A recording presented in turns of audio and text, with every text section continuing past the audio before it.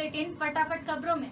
उत्तर प्रदेश में कोरोना संक्रमण से बचाव के लिए चलाए जा रहे टीकाकरण अभियान में मंगलवार को नया रिकॉर्ड बना। सर्वाधिक 9.37 लाख लोगों को वैक्सीन लगाई गई।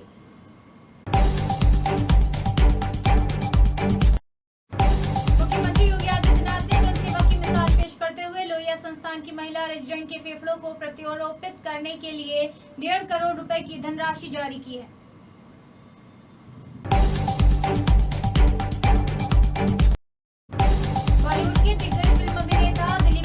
बुधवार सुबह मुंबई के खार हिंदुजा अस्पताल में निधन हो गया। वो 98 वर्ष के थे और लंबे वक्त से बीमार चल रहे थे। दिलीप कुमार के निधन के समाचार से उत्तर प्रदेश में उनके फैंस के बीच शोक की लहर दौड़ गई। उत्तर प्रदेश में विधानसभा चुनाव से पहले राजनीतिक सरगर्मियों के साथ जांच एजेंसियों की सक्रियता भी बढ़ने लगी है। जांच एजेंसियों ने कई बड़े घोटालों की जांचों में अपने कदम बढ़ाए हैं। इसे लेकर राजनीतिक गलियारों में भी हलचल तेज हो गई है।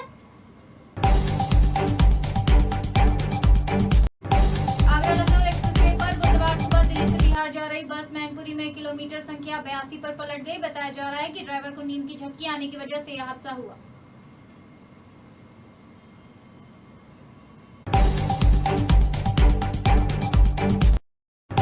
Doctor APJ Abdul Kalam technical university के घटक संस्थान IIT में इस सत्र से 2 नवीन पाठ्यक्रम शुरू किए जाएंगे। इसके साथ ही नई शिक्षा नीति के अनुपालन में विवि के संबद्ध संस्थानों में बीटेक कंप्यूटर साइंस हिंदी में भी संचालित होंगे।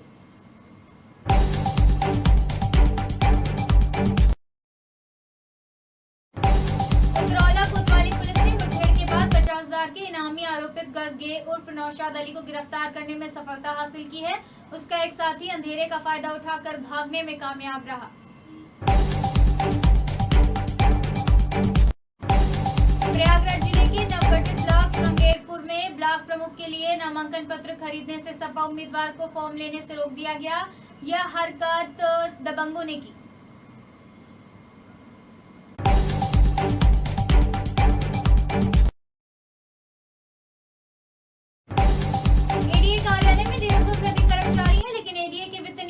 सिद्धार्थ शंकर त्रिपाठी प्रधान लिपिक कार्यालय की कर्मचारी पर इतने अधिक मेहरबान क्यों थे? 2 माह पूर्व वित्त नियंत्रक की सिफारिश पर युवती का तबादला लेखा अनुभाग में हुआ था। सेवानिवृत्त IAS अधिकारी की बेटी को लव जिहाद के जाल में फंसाने वाले आरिफ हाशमी ने मंत्रांतरण से लेकर निकाह तक की फुल प्रूफ प्लानिंग की थी। पहले नाम बदलकर उसने हिंदू रीति रिवाज से शादी कर ली, जिससे उस पर भरोसा हो गया। 1 वर्ष बाद ही उसने अजमेर शरीफ ले जाकर महिला का मतांतरण कराया।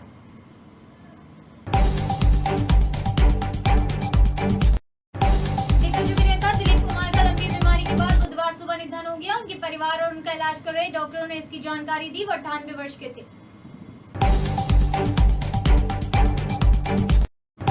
भारतीय प्रधानमंत्री नरेंद्र मोदी ने अमेरिका के 245वें स्वतंत्रता दिवस के मौके पर अमेरिकी राष्ट्रपति जो बाइडेन से फोन पर बात की और उन्हें बधाई दी। उधर मोदी ने चाइनीज कम्युनिस्ट सिस्टम पार्टी के CPC के 100वें स्थापना दिवस पर कुछ भी नहीं कहा।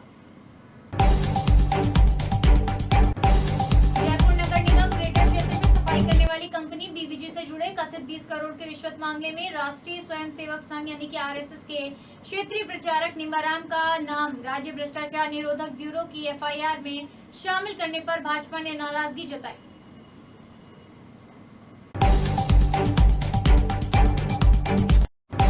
राजस्थान में मंगलवार को दूसरे दिन भी वैक्सीनेशन का काम बंद रहा। राज्य के चिकित्सा मंत्री डॉक्टर रघु शर्मा का कहना है कि केंद्र सरकार से वैक्सीन की जो खेप आनी थी वह नहीं आने के कारण वैक्सीनेशन का काम बंद है।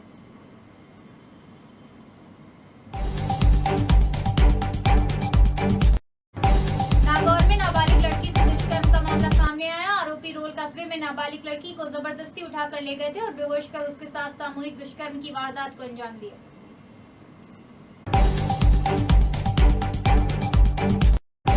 राजस्थान में कोरोना कम पड़ते ही अब बच्चों के लिए स्कूल अनलॉक करने की तैयारी चल रही थी। शिक्षा विभाग ने 15 जुलाई से बड़ी कक्षाओं में ऑफलाइन पढ़ाई शुरू करने का प्लान तैयार किया। पहले फेज में 9वीं से 12वीं तक के बच्चों को स्कूल बुलाया जा सकता है।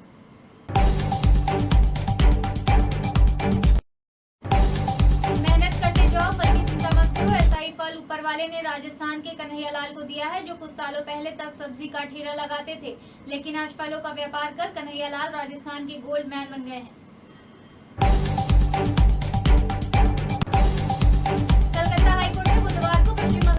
मुख्यमंत्री ममता बनर्जी पर 5 लाख रुपए का जुर्माना लगाया। ममता पर यह जुर्माना उनकी चुनाव याचिका की सुनवाई से जस्टिस कौशिक चंदा की बेंच को हटाने की मांग के बाद लगाया गया।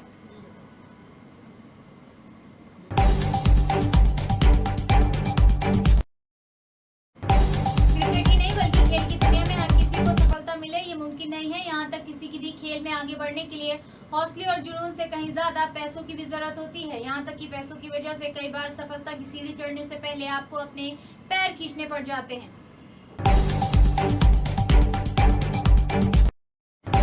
लालू प्रसाद यादव की बड़े बेटे व आरजेडी विधायक तेज प्रताप यादव की मंगलवार की रात अचानक तबीयत खराब हो गई। सूचना मिलते ही बड़े भाई के पटना स्थित सरकारी आवास पर चिकित्सक लेकर तेजस्वी यादव पहुंचे।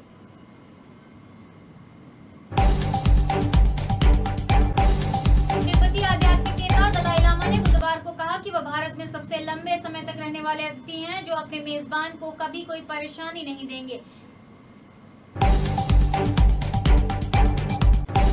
प्रधानमंत्री नरेंद्र मोदी मंगलवार शाम 6 बजे कैबिनेट का विस्तार करेंगे। माना जा रहा है कि बदलाव के बाद ये मोदी की सबसे युवा और टैलेंटेड टीम होगी। वहीं कैबिनेट विस्तार के साथ ही कुछ मौजूदा मंत्रियों को हटाया जा सकता है।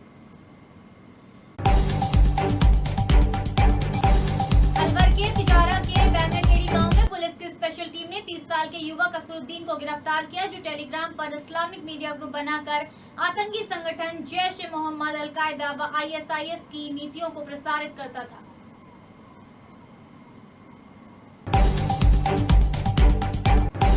दिग्गज एक्टर दिलीप कुमार का आज बुधवार 98 साल की उम्र में निधन हो गया। उनके निधन की खबर सामने आते ही सोशल मीडिया पर उनके फैन, फ्रेंड्स और फैमिली मेंबर्स में शोक की लहर दौड़ गई।